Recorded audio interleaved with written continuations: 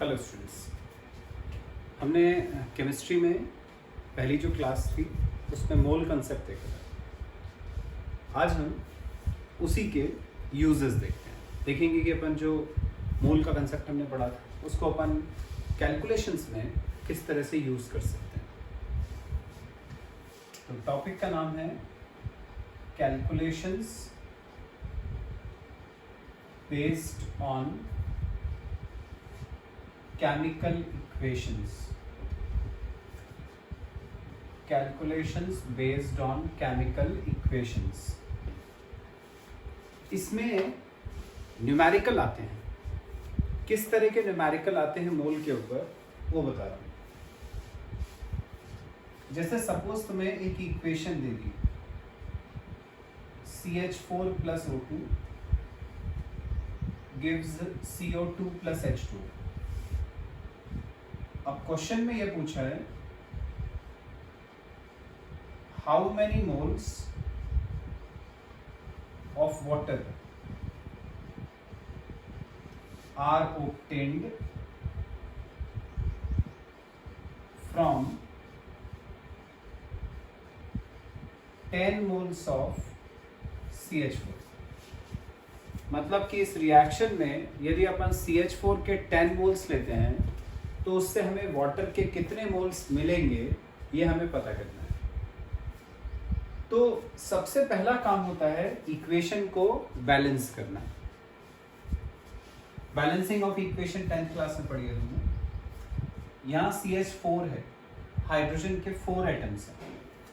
यहाँ भी 4 लाने के लिए 2 लिख दिया सामने, हाइड्रोजन 4, यहाँ भी 4, ऑक्सीजन ये 2 और ये 2 1 जा 2, 2 + 2 4, यहाँ पे 2 है, इसको बैलेंस कर दिए, ये 2 2 जा 4, इक्वेशन बैलेंस होगी। अब हम ये देखेंगे कि हमें किसके मोल दिए हैं और किसके निकालने हैं, किन दो चीज़ों से अपन को मतलब है। तो हमें मोल्स ऑफ वाटर पता करने, मतलब ये पता करना है, जबकि 10 मोल्स ऑफ CH4 ये दिया हुआ, मतलब कि ये ऑक्सीजन और ये कार्बन डाइऑक्साइड ये हमारे कोई काम के नहीं है। ठीक है, इनके बारे में ना दिया है ना पूछा है, तो हमें इनको लेना ही नहीं है, हमें सिर्फ इन दोनों से मतलब है। अब क्वेश्चन में ये बोला है कि 10 मोल्स हैं CH4 के, उससे वाटर के कितने मोल्स अपन को मिलेंगे ये पता करना है। इक्वेशन को तुम देखो, इक्वेशन से अपन को समझ में आ रहा है कि हमने CH4 का यदि 1 मोल लिया, बैलेंस्ड इक्वेशन में जो सामने नंबर होते हैं ये मोल्स बताते हैं। यदि अपन ने CH4 का 1 मोल लिया तो उससे वाटर के 2 मोल्स मिल रहे हैं, तो अपन लिख सकते हैं 1 mole of CH4 gives 2 moles of water. इससे वाटर के 2 मोल्स मिल रहे हैं। यदि 1 से 2 मिलेंगे तो 10 से कितने मिलेंगे? Therefore 10 moles of CH4 give 1 से 2 मिले तो 10 से मिलेंगे 2 into 10 20 moles of water। यही पता करना था कि वाटर के कितने मोल्स मिलेंगे, तो आंसर आ गया 20 मोल्स। आ गया अच्छा समझ में? इस तरह के क्वेश्चंस होते हैं। एक और टाइप बताता हूं इसी में ऐसा भी बोल सकते हैं। सपोज ऐसे सेम इक्वेशन, अब तुमसे बोल दिया कि 64 ग्राम मीथेन है, उससे how many grams of H2O will be obtained. 64 gram methane है, उससे वाटर का कितना ग्राम अपन को मिलेगा ये पता करना है। इसको भी अपन ऐसे ही करेंगे, पहले इक्वेशन लिखी, इक्वेशन को बैलेंस करा। अब क्योंकि क्वेश्चन में ग्राम की बात हो रही है, मोल की बात नहीं हो रही है, तो यहां पे जो अपन ने मोल लिखे हैं उनको अपन ग्राम में कन्वर्ट करेंगे। CH4 के सामने 1 लिखा है, मतलब 1 मोल है। अब हमने पढ़ा था कि किसी मॉलिक्यूल का 1 मोल मतलब होता है ग्राम मॉलिक्यूलर मास। 1 मोल का मतलब होता है ग्राम मॉलिक्यूलर मास।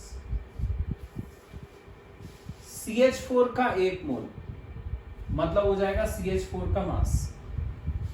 अब इसका मास निकालें अपन, तो हाइड्रोजन का मास होता है 1 इंटू 4 4, कार्बन का मास 12, तो 12 प्लस 4 कितना हो गया 16 ग्राम। तो इसका मतलब 1 मोल CH4 16 ग्राम के बराबर होता है। अब इससे चाहिए क्या था, वाटर। वाटर का 1 मोल देखें कितने ग्राम है,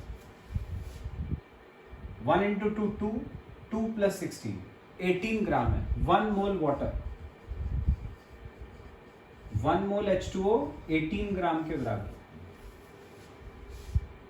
अब इक्वेशन को देखकर अपन को क्या पता चल रहा है कि CH4 का यदि 1 मोल लिया अपन ने, 1 मोल मतलब 16 ग्राम, तो उससे अपन को वाटर के कितने मोल मिल रहे हैं, 2 मोल। 2 मोल मतलब क्या हो जाएगा, 1 मोल वाटर 18 ग्राम है, तो 2 मोल कितना हो जाएगा 2 इंटू 18 36 ग्राम। तो अपन कह सकते हैं कि 16 ग्राम of CH4 gives 18 into 2 36 gram water. 16 ग्राम से मिला 36 ग्राम, देयरफॉर हमारे पास कितने ग्राम थे CH4 के क्वेश्चन में, 64। Therefore 64 gram of methane gives कितना देगा, 36 अपॉन 16 इंटू 64। इसको सिंप्लीफाई करा, 16 4 जा 64, मल्टीप्लाई 4 6 जा 24 का 4, कैरी ओवर 2 4 12 और 2 14, 144 ग्राम H2। पता चल गया अपन को। तो हमें पता चल गया कि यदि 64 ग्राम मीथेन है तो उससे अपन को 144 ग्राम ऑफ वाटर मिलेगा। ठीक है, तो ये 2 टाइप के क्वेश्चंस हो गए। एक में अपन को 1 का मोल दिया रहेगा, दूसरे का मोल पता करना होगा। एक टाइप जिसमें अपन को 1 का मास दिया रहेगा, दूसरे का मास निकालना रहेगा। तो सिंपल है, मोल वाले में तो इक्वेशन को बैलेंस करा और फिर ये देखा कि इसके सामने कितना नंबर लिखा है, इसके सामने कितना नंबर लिखा है, तो इसके इतने मोल से इतना मोल मिलता है, तो इसके जितने क्वेश्चन में दिए उससे कितना मोल मिलेगा, यूनिटरी मेथड से। मास वाले में जो मोल है, जैसे 1 मोल है, उसको इसके मॉलिक्यूलर मास से मल्टीप्लाई कर लो, तो 1 इंटू इसका मास आ रहा था 16, तो 1 इंटू 16 मतलब 16 ग्राम से वाटर का कितना मास मिला, तो 2 प्लस 16 18 इंटू 2 36 ग्राम मिला। तो 16 ग्राम से 36 ग्राम मिला, तो जितने भी ग्राम अपन को दिए होंगे उससे कितना ग्राम मिलेगा वो पता चल जाएगा। आगे बच्चों समझ में। तो ऐसे मोल वाले और मास वाले कैलकुलेशंस होते हैं। अब इसी में बच्चों एक और टाइप का क्वेश्चन आता है। इक्वेशन दिए, बोला how much volume of CO2 is obtained from 10 moles of CH4 at STP। मतलब अपने को क्वेश्चन में ये बोला है कि STP की कंडीशन पे, STP तुम्हें याद हो तो अपन ने पढ़ा था, standard temperature and pressure. Standard temperature and pressure पे एक स्पेशल कंडीशन मैंने बताई थी, volume of 1 mole of any gas equal to होता है 22.4 लीटर एट STP। STP की कंडीशन में किसी भी गैस, कोई सी भी गैस हो, मीथेन हो, कार्बन डाइऑक्साइड हो, सल्फर डाइऑक्साइड हो, किसी भी गैस के 1 मोल का वॉल्यूम फिक्स होता है, वो होता है 22.4 लीटर STP पे। इस कंसेप्ट को अपन को इस क्वेश्चन में यूज करना है।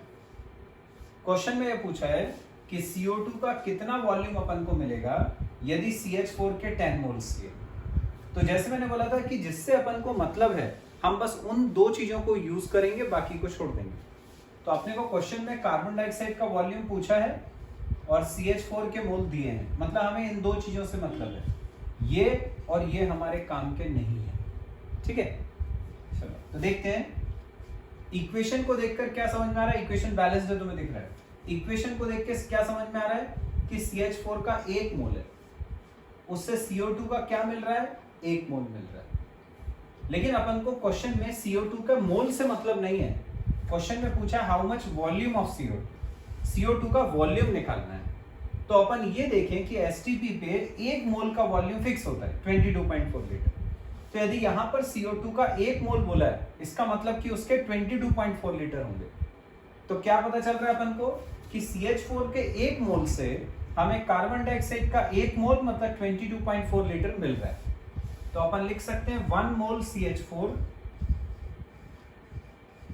gives 1 मोल मतलब 22.4 लीटर CO2। 1 मोल CH4 से मिला 1 मोल मतलब 22.4 लीटर ऑफ CO2। तो अपने पास CH4 के कितने मोल हैं? 10 मोल्स। Therefore 10 मोल CH4 gives 10 मोल कितना देगा? 1 से इतना, तो 10 से कितना? 22.4 into 10 into 10 that is 224 litre CO2।